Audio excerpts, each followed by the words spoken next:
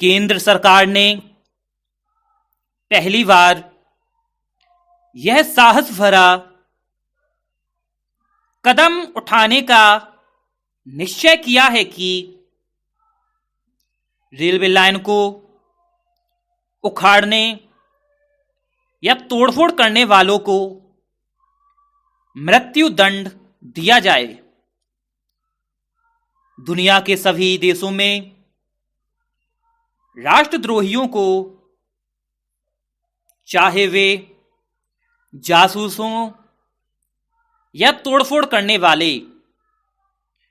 इस तरह के कठोर दंड दिए जाने की व्यवस्था है। सरकार ने इस आशा से कि लोगों में सार्वजनिक संपत्ति की रक्षा करने की भावना जागेगी, इस तरह की कानूनी व्यवस्था से बचने की कोशिश की। एक कारण यह भी रहा कि मृत्युदंड समाप्त करने के पक्ष में जैसी जनभावना है, केंद्र सरकार ने उसका भी आदर करना उचित समझा। यही वजह थी कि 7 साल पूर्व जब भारतीय रेलवे कानून में संशोधित किया गया, तब 3 से 7 साल तक की कठोर कैद की ही व्यवस्था की गई। लेकिन इतने दिन तक संशोधन कानून पर अमल करने के बाद सरकार को बाध्य होना पड़ा कि वह तोड़फोड़ करने पर उतारू तत्वों के खिलाफ कठोर कार्रवाई करे, सीमाओं की रक्षा करने वाले जवानों को ले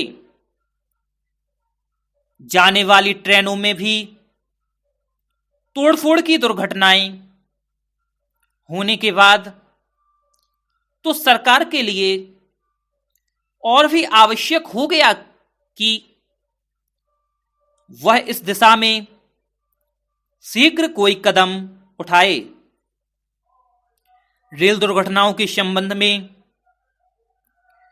समिति ने जो रिपोर्ट दी, यह आवश्यक है कि सरकार उसकी बातों को सामने रखे। रिपोर्ट में कहा गया है कि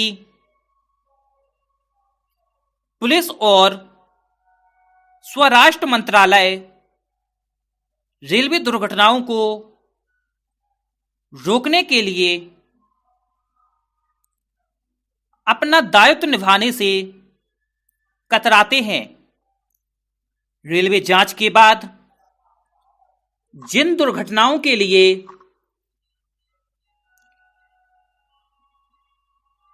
तोड़फोड़ करने वालों को जिम्मेदार ठहराया जाता है,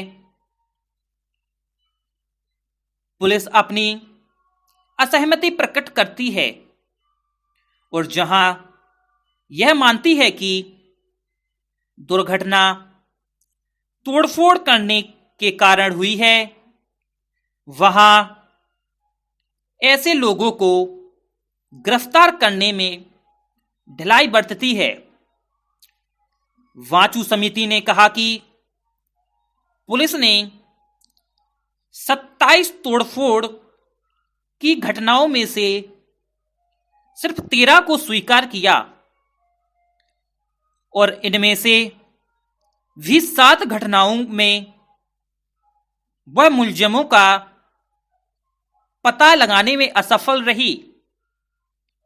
एक पिछले रेल मंत्री ने राज्य पुलिस और रेलवे पुलिस के बीच असहयोग और रेलवे संपत्ति की सुरक्षा में पुलिस की उदासीनता के प्रश्न पर प्रदेशों के मुख्यमंत्री से बात की। यह भी कहा गया था कि प्रदेशों में रेलवे लाइन और रेलवे संपत्ति की सुरक्षा का दायित्व प्रदेश प्रशासन को संभालना चाहिए। धन्यवाद दोस्तों।